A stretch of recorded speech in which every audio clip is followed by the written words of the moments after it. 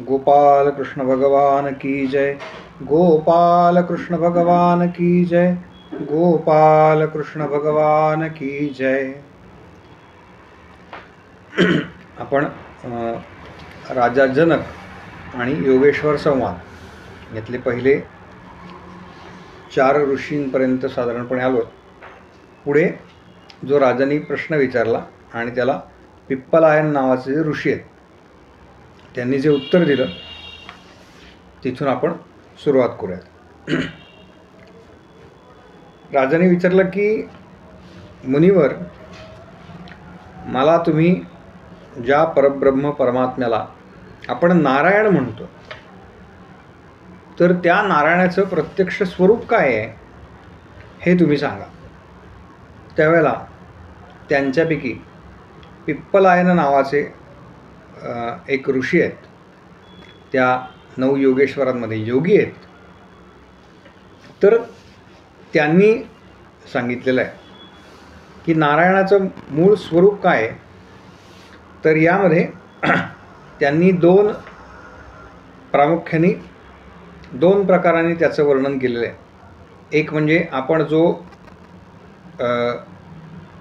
चतुश्लोकी भागवताचा प्रथम श्लोक म्हणतो, अहमेवा समेवाग्रे, की जो प्रत्येक गोष्टीमध्ये व्यापून राहिलेला आहे असा तो कोण आहे, तर असा तो नारायण आहे. आणि दुसरा उल्लेख त्यांनी असा केला आहे, जो श्रीमद भागवत ग्रंथ ज्या श्लोकाने सुरुवात होते तो आहे जन्माद्यस्य यतोन्वयादितरतश. आपण तो जर श्लोक बघितला तर सुरुवात भागवताची म्हणजे पहिला जो स्कंद आहे त्याची या श्लोकाने सुरुवात होते. त्याच्या आधी महात्म्य आपण पाहिलं तर त्यात क्रम कुठला सांगितला आहे किंवा कशा पद्धतीने त्या सगळ्याची मांडणी केली आहे. तर शुकदेवजी महाराज साधारण 16 वर्षाचं वय आहे आणि कोणतंही बाकी कर्म न करता,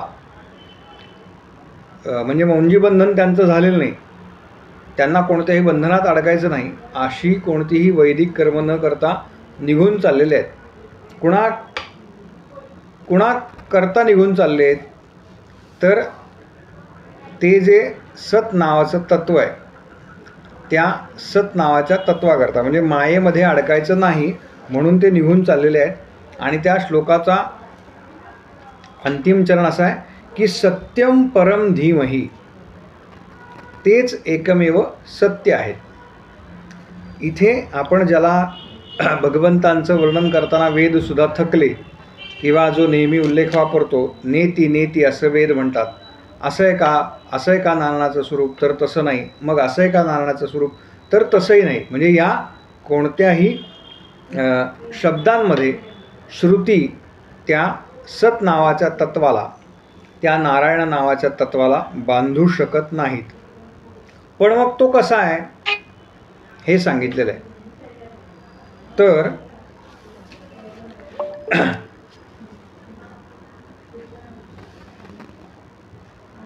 आपलं शरीर, आपली सगळी इंद्रिय, पंचप्राण आपले, त्याच्यानंतर अंतःकरण चतुष्टय ज्याला आपण सजीव म्हणतो, म्हणजे सजीव म्हणतो याचा अर्थ त्याच्यामध्ये काही चेतना आहे.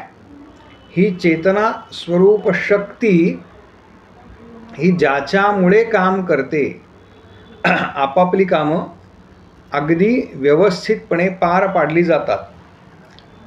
हे कशामुळे होतं, कुणामुळे होतं, तर ती जी शक्ती आहे ती शक्ती या सगळ्या गोष्टीला प्रेरित करते.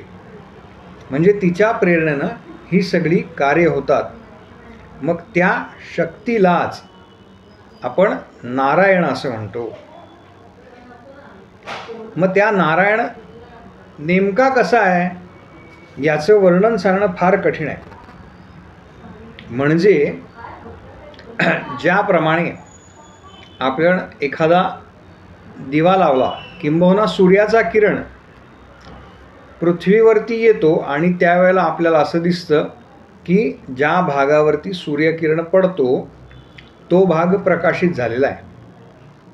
पण हाच सूर्यकिरण जोपर्यंत त्या अवकाशामधून म्हणजे सूर्यापासून निघून जोपर्यंत पृथ्वीवरती पोचत नाही तोपर्यंत त्याच्यामध्ये प्रकाश नसतो का?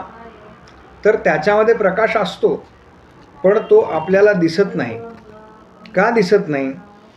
तर त्याच्यामध्ये असलेली जी शक्ती आहे ती सुप्त अवस्थेमध्ये आहे. जोपर्यंत तो एखाद्या वस्तूवरती पडत नाही आणि त्या वस्तूवरती पडल्यानंतर तिथून तो पुन्हा परावर्तित होत नाही, तर तोपर्यंत तो आपल्याला जाणवत नाही.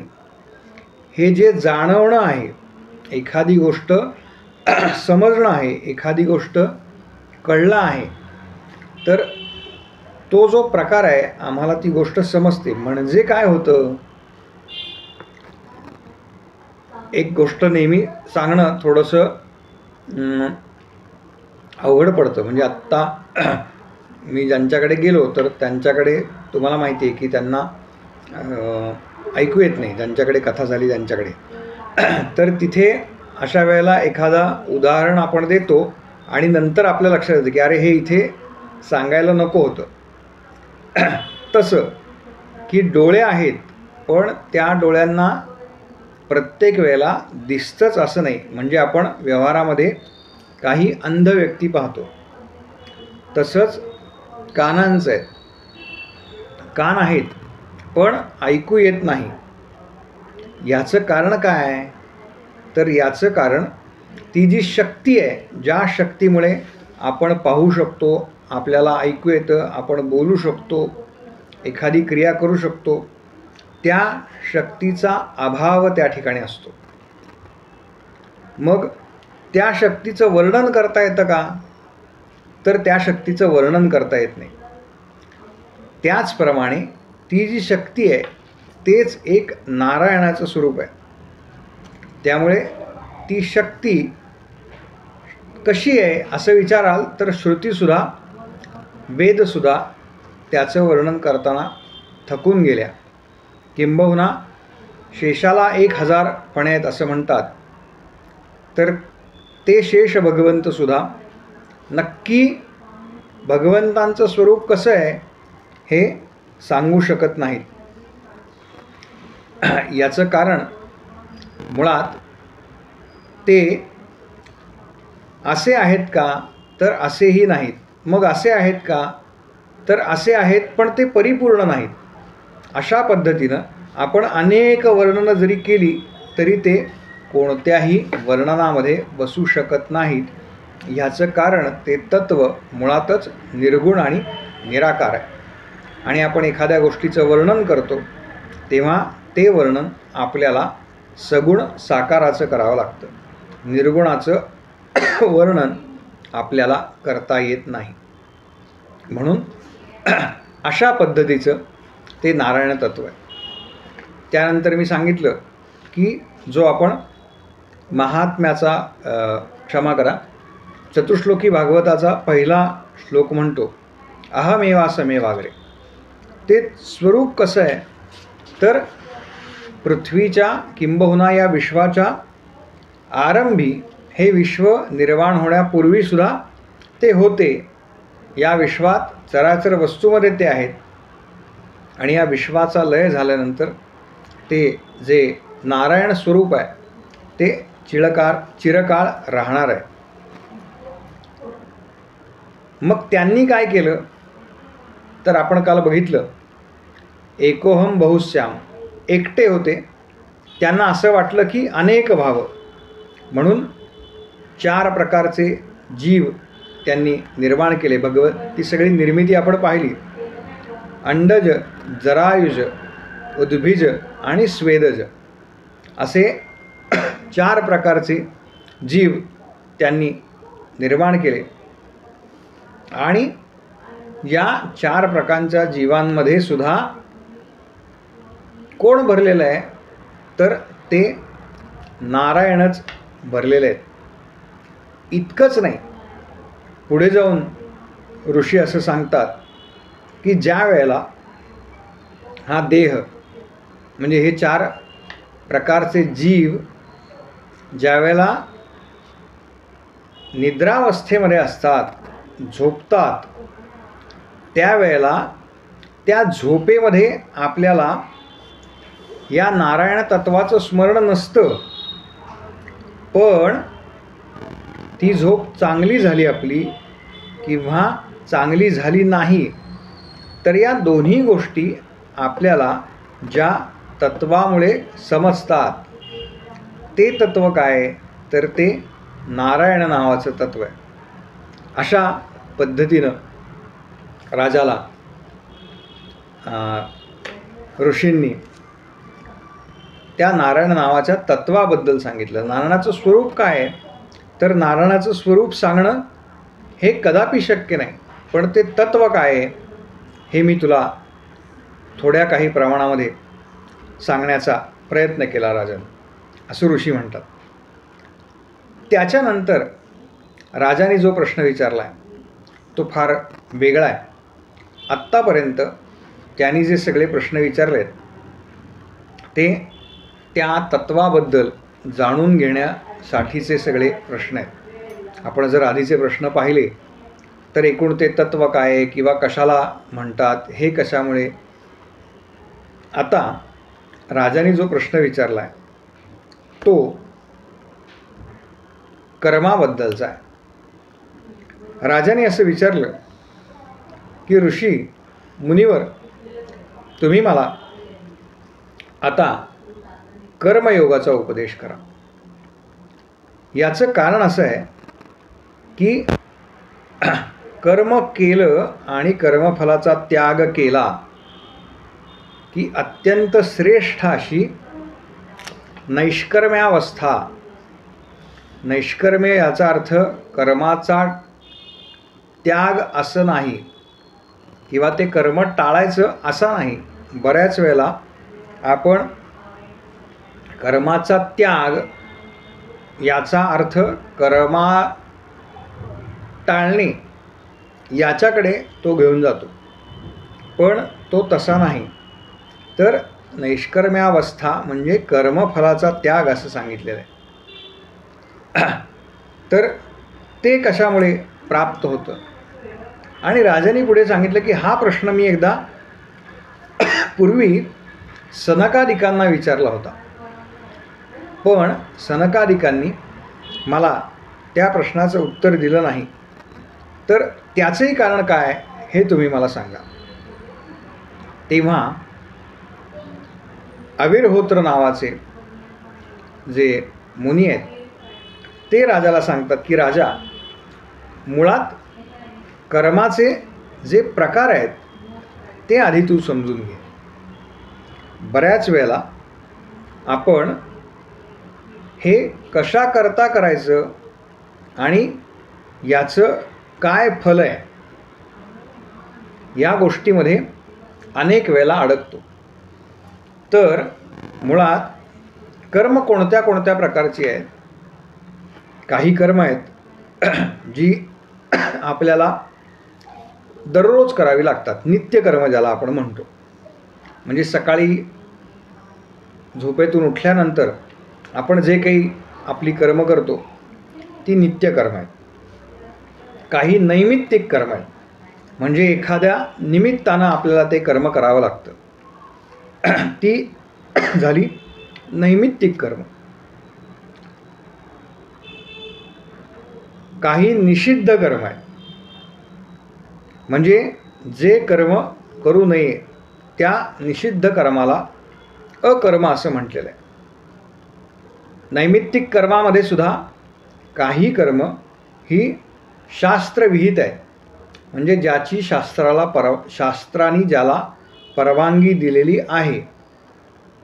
आणि त्याचबरोबर विकर्म म्हणजे जी आपल्याला कर्म ठरवून दिलेली आहेत त्या कर्मांचं उल्लंघन, म्हणजे ती कर्म न करणं, हा विकर्म म्हणून तो कर्माचा एक भाग म्हणूनच गणला जातो, मोजला जातो. तर ही तिन्ही कर्म जी आहेत ही मुळात आपण म्हणतो की वेदांमध्ये ह्या सगळ्याचे उल्लेख आलेले आहेत. तेव्हा वेदांनी ह्या गोष्टी ठरवून दिलेल्या आहेत. काय करावं आणि काय करू नये.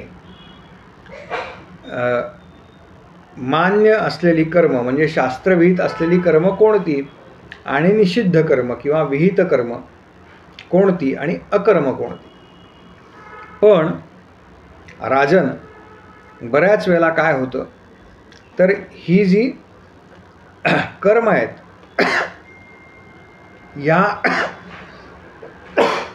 या कर्माचा उद्देश काय किंवा ती कशासाठी केली जातात हे ज्यांना म्हणजे जे विद्वान आहेत त्यांना सुद्धा कळत नाही.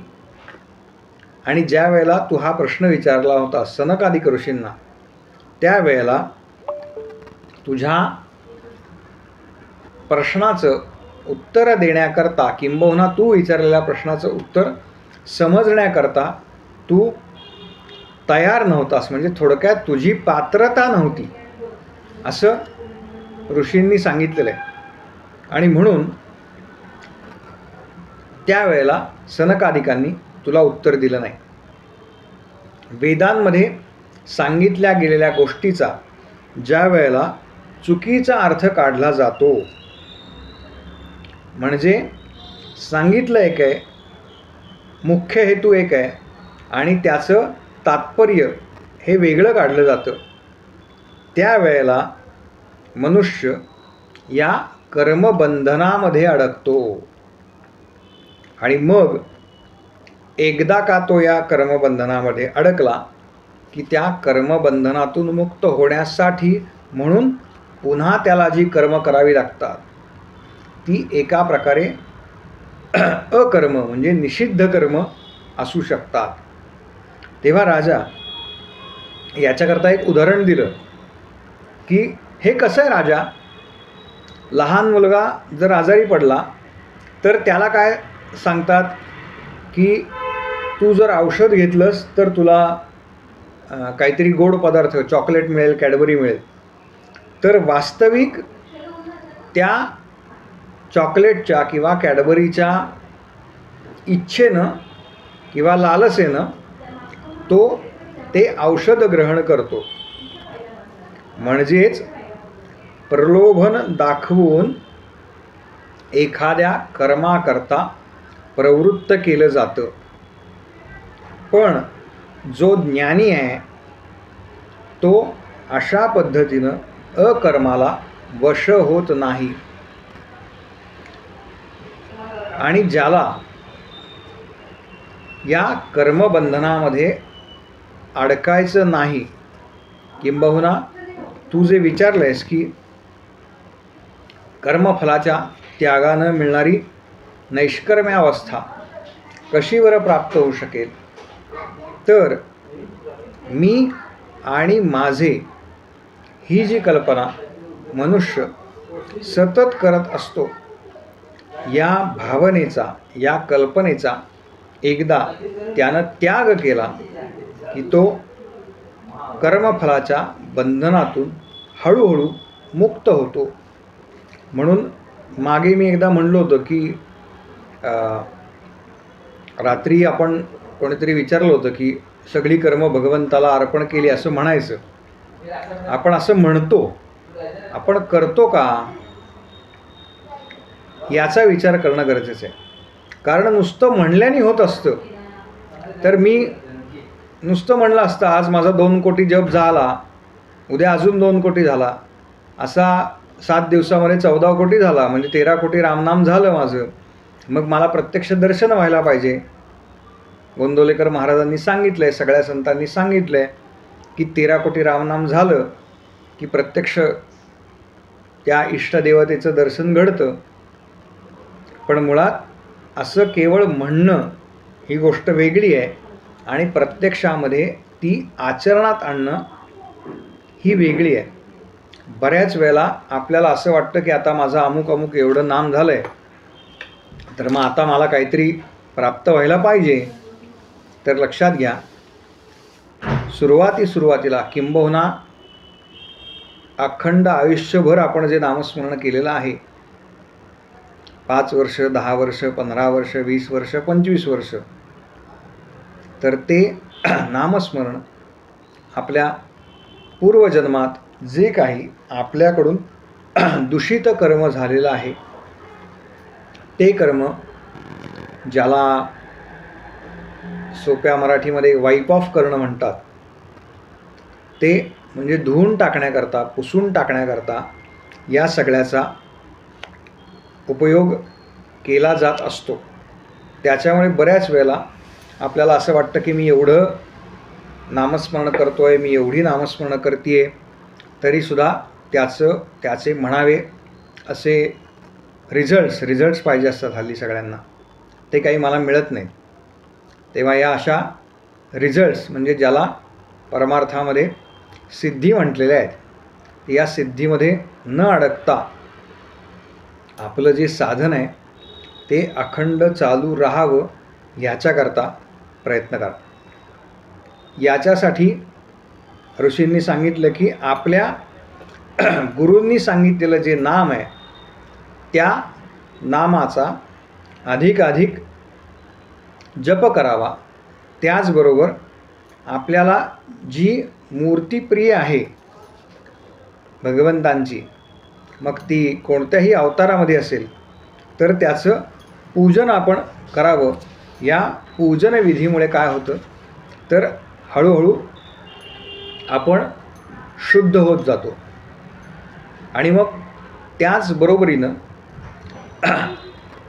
कशा पद्धतीनं सगळा पूजन विधी आपल्याला माहिती आहे, 16 संस्कार, षोडशोपचार, जी संस्कार नाही, षोडशोपचार पूजा, त्या पूजेची ती पूजा करावी, आवाहन करावं भगवंतांचं. त्याच्यानंतर त्यांना आसन द्यावं, अर्घ्य द्यावे, पाणी द्यावं, हात पुसण्याकरता, पाय पुसण्याकरता, असे सगळे विधी दिलेत. आणि त्याच्यानंतर पुढे असं सांगितलं आहे, जो विषय काल आपण बोललो, की ही सगळी पूजा जी आहे ही एखाद्या मूर्तीवरती चालली आहे, पण त्यानंतर जशी जशी आपली प्रगती होत जाईल, जसं जसं आपण शुद्ध होत जाऊ, तसं तसं आपण काय करावं, तर आपल्या हृदय सिंहासनावरती त्या भगवंताला, त्या तत्वाला, ते जे काही आपलं इष्ट दैवत आहे त्या दैवताला आरूढ करावं आणि हृदयामध्ये म्हणजे मनामध्ये, म्हणजेच मानसपूजेमध्ये ही पूजा लवकरात लवकर करण्याचा अभ्यास करावा. त्यानं काय होईल, तर त्यानं मनुष्य अधिक लवकर मुक्त होतो. असं पिप्पलाद ऋषी, आविर्होत्र ऋषींनी राजाला सांगितलं. त्यानंतर राजाने प्रश्न विचारला की मला तुम्ही भगवंतांनी ज्या आत्तापर्यंत अवतार घेतले आणि ज्या लीला केल्या त्या सगळ्या लीला सांगा. तेव्हा इथे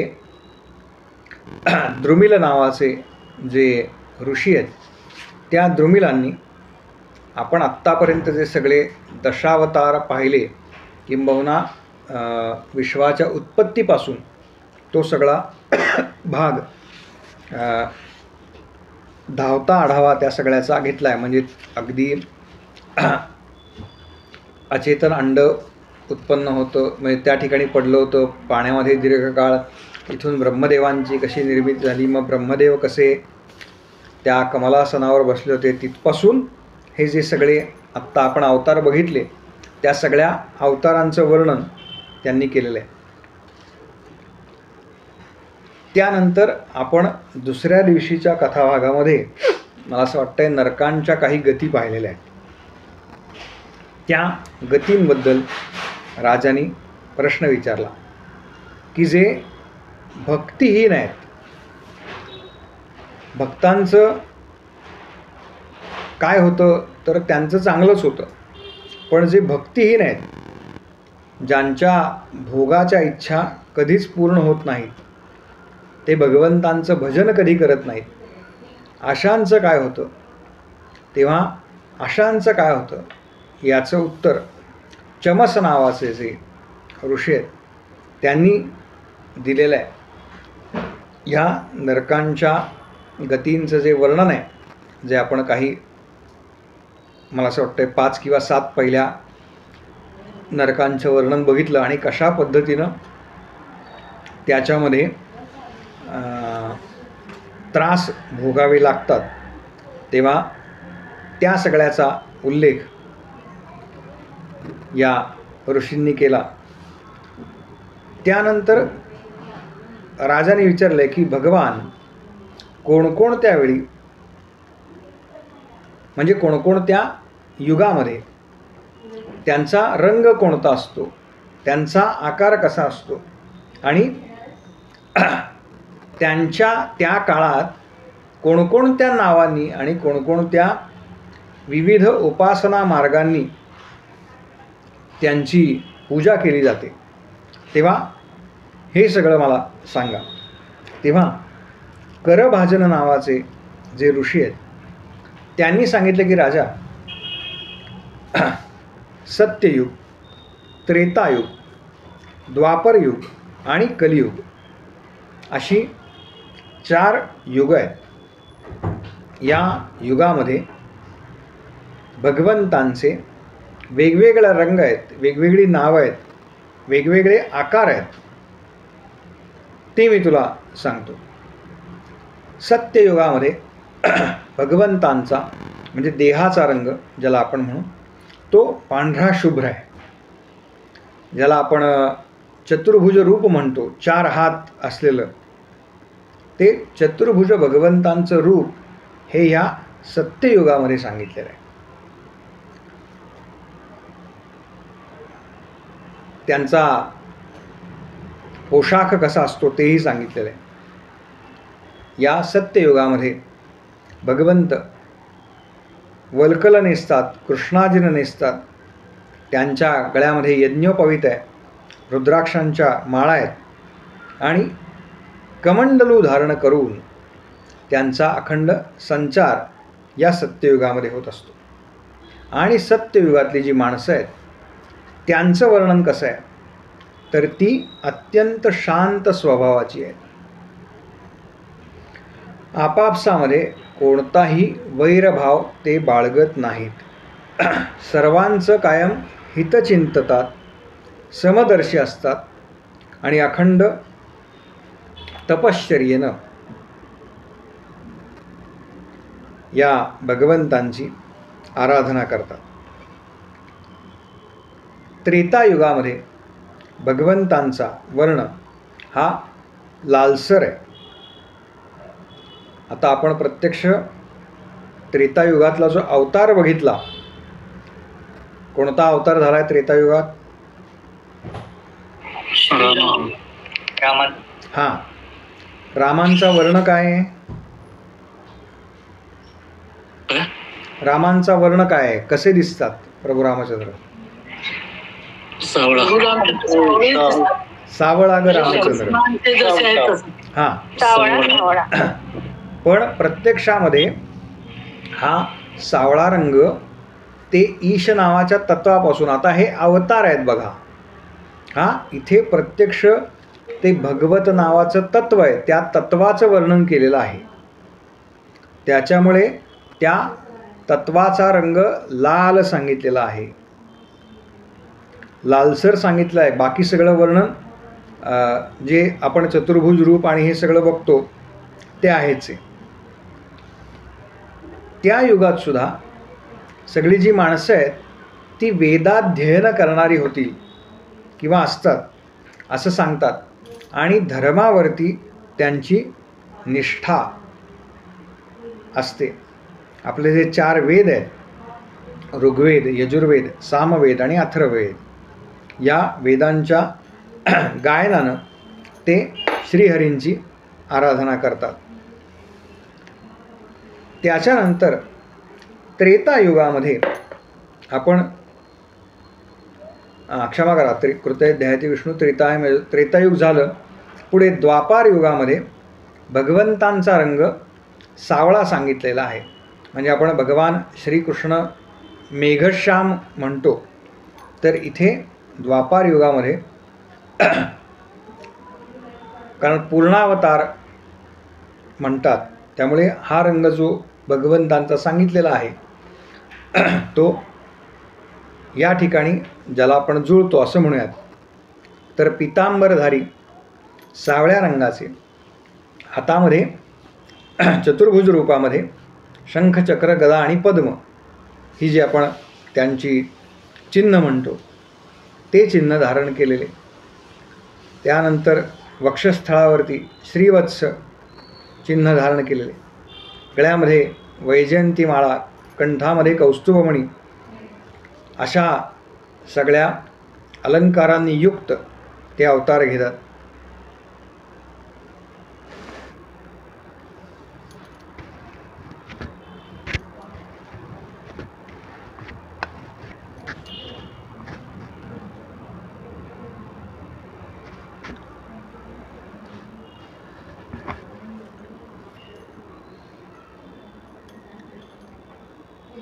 माझा व्हिडिओ दिसतोय का बंद झालाय? बंद झालाय व्हिडिओ. हां, ते काहीतरी दाबलं गेलंय, मला कळलं नाही.